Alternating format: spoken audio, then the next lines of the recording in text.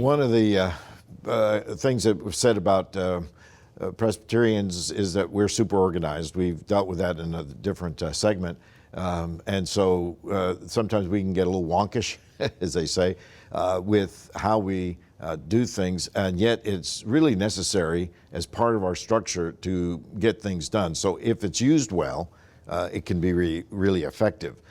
So what are some of the things that we do that might we need to be aware of, and it'd be good for our members to know as well as our officers to know?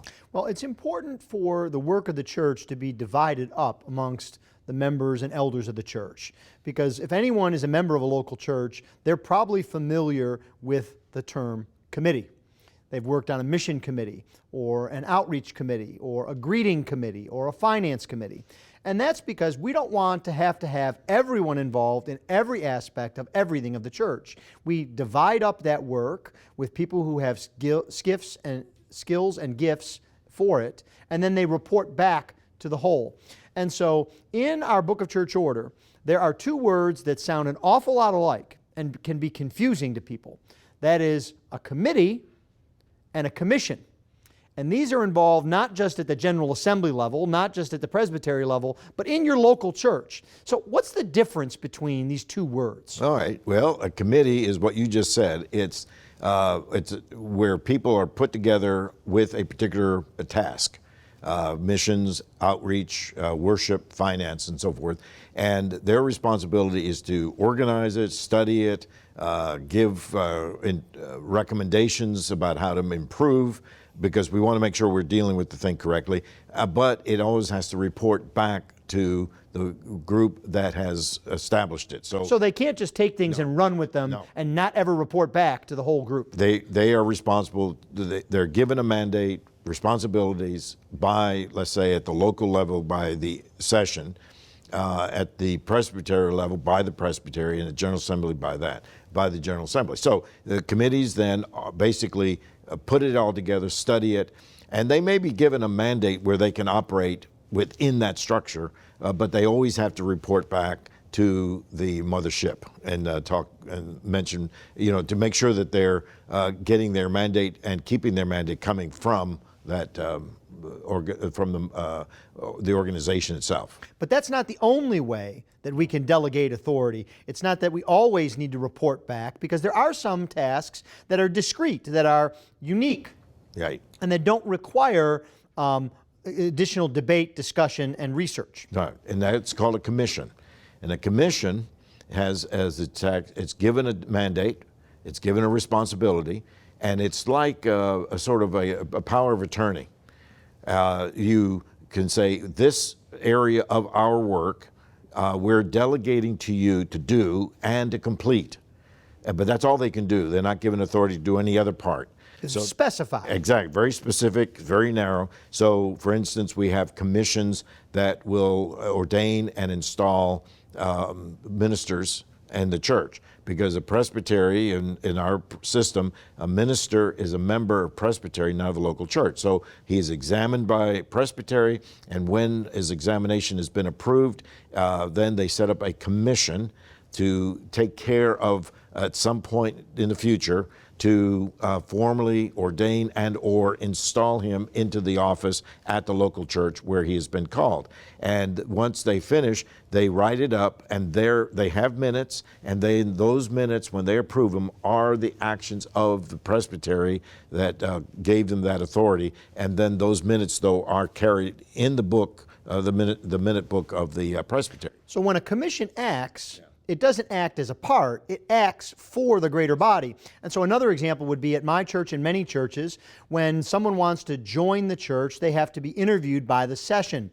And so oftentimes it's hard to gather the whole session together, or to put all the ruling elders and teaching elders in a room might be not only difficult but intimidating to someone who's a new member. And so often what we will do is form a commission to interview potential new members. And then when they are interviewed and approved by that commission, they become members right then. They don't have to wait for the larger session to vote on it or ask questions. It's something that the session is deemed to have done because they've invested that authority in the commission. See, if it was a committee, they'd have to report back. That's right. This case, they just turn in the minutes of what they did, and it's done. And this is, I think, an instance, especially in the local church, where ruling elders need to understand the difference between a committee and a commission.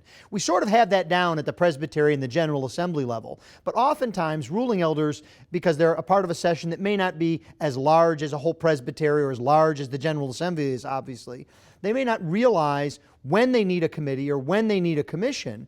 But this is an important distinction. If there's a task that they want to delegate to a small subset of the elders, they can, to accomplish it and finish it, they can form a commission.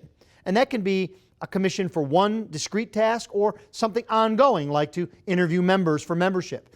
But if they want just a group of elders to study an issue and to come back, should we buy a piece of property, and if so, how much should we spend, and what areas of the local areas should we look to buy property in, then they might form a committee and have some people do legwork and run down this information and report back to the whole session so that as a group together, they can make a decision. That's right, and that's an important distinction. And in most cases, it will be a committee because we, especially if it's ongoing, again, in the local church, when you have your worship committee, your missions committee, and so forth, they are doing tasks because they have been given a mandate, go ahead and plan it, but they are always reporting back, so that isn't given over them permanently as you would a commission. That's right. So that would be a distinction. So study or put together a plan and come back as a committee. Execute the matter, finish it. That's the commission, and it's important. Now, in the only exception that we have, or the primary exception, I should say, in the committee at the any level is we go to chapter 15 of the Book of Church Order, and then paragraphs 1, 2, and 3 specifically talk about when a commission is established, the distinction that we've just talked about. If it's just administrative, right? Okay, they ordain and install a man, and so forth, or to maybe make a visit to a church and conclude the matter. So that'd be a commission. If it's a judicial matter, so that the whole presbytery doesn't have to listen to a process or can be a part of a trial, they will assign it to a commission to actually go ahead and complete the whole matter. The exception then to this commission principle is when they have completed everything, they will come with a recommendation to the court, to the presbytery, to say, our recommendation after going through the trial and coming up with a certain verdict and censure is this. And then they give that as a recommendation, and without discussion or debate, then the presbytery will either approve or disapprove of that action. And this is a real exception. Yes. Because in my experience, this often will trip up a presbytery, because ordinarily, when a committee brings a recommendation, there's debate, there can be amendment, there can be changes, there can be substitutes to come to a final action. And ordinarily, if a commission reports, say for example in the instance you talked about ordaining and installing a man, there's nothing to be done. But in this exception, it's kind of a halfway house. It's something the entire presbytery needs to vote on, but they can't debate it, they can't change it, they can't offer substitutes. They simply need to vote up or down. And they either affirm the commission's ruling, or if they disagree with the commission's ruling, then they can do one of two things. They can either agree that we should hear this as a whole presbytery, or they can say we should set up another commission to deal with this. Or in some other instances, if it deals with a constitutional question, they can set up an examination of the constitutional issues. But what they can't do is say, well, we like the fact that you found this man guilty, but we don't like the censure that you've imposed, and so we're going to change that. That's the surest way to be overturned. That's right, because that's the whole point, is if you don't like it, just disapprove it, and then you can start all over again with another commission. But it really, what all this does is helps to facilitate. So we don't want to become committee or commission minded to the point where we lose the real purpose here. The purpose is how can we be effective. So I learned a long time ago from another source that the church should focus on effectiveness because it deals with people, not efficiency. Now, it doesn't mean that we shouldn't be efficient in the best sense of that term. But if we aim for efficiency so the train is leaving on time, there may not be anybody on the train if we're not doing effective work. And so we want to make sure that the train leaves on time, but we want to make sure that people are on it.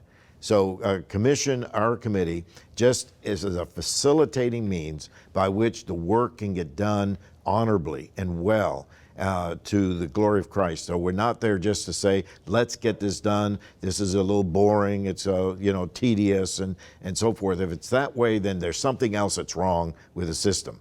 So these are servant options and servant instruments. And if we don't see them that way, then they'll become our tyrants, and they'll take over in a wrong way. And then, it sort of sucks the life out of an organization. So the intent here is it's a tool, use the tool well so that it's it's not like your hammer and you're looking for a nail everywhere to knock something in. So if I can repeat something we've said several times now, what this means is read the instructions on the front end, and if you're unsure about them, get help so that you can know the difference. Because if you don't know the difference between a committee and a commission, you can waste a lot of time. You can cause problems for yourself and for others. And so if we understand these differences and why they're different, it will help us in the work of the church. And not only that, it'll also, because we want to be effective, it will help individuals in the life of the church and the church itself in accomplishing its ministry. And that's what we can't forget. Keep the big picture in mind, no matter what the process and what the steps may be. All right, so what you and I need to do right now is go and form a committee to decide what video to shoot next.